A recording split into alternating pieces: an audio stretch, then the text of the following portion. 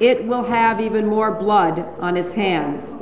And so too will those nations that continue to protect and arm the regime. When there's a crisis, world leaders like to sound like they've got an answer, and all the better if it's a position which has the moral high ground.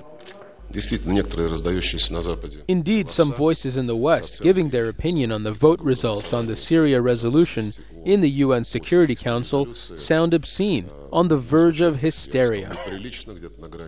But what Syria has exposed is the extent to which every single player can stand accused of a double standard, and just how much that undermines their credibility. It's an unfair fight, and the people are crying out for help. We should be giving that to them.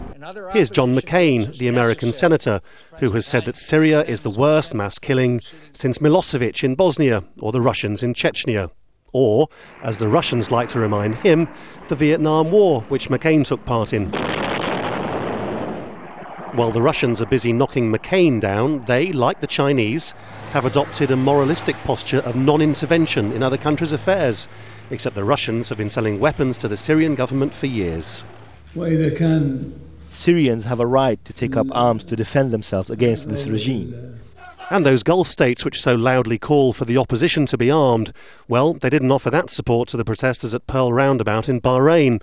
In fact, they sent the troops in to put down the rebellion. There are no perfect actors, but I think Russia and China come out looking very bad, and not in the eyes of the international community only, but in the eyes of Arabs. The history of Homs is being written in the blood of its citizens. And then there's countries like Britain which insist that they won't act without the backing of the United Nations. Yet the Syrians would say the British were involved in an illegal war in Iraq, and they're as two-faced as anybody else. All of which makes the job of Kofi Annan, the representative of the United Nations and Arab League, so much more difficult.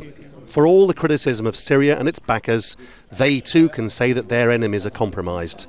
It makes it much easier for the Syrian government to play people off against each other, keep the fight going just that bit longer. Lawrence Lee, Al Jazeera.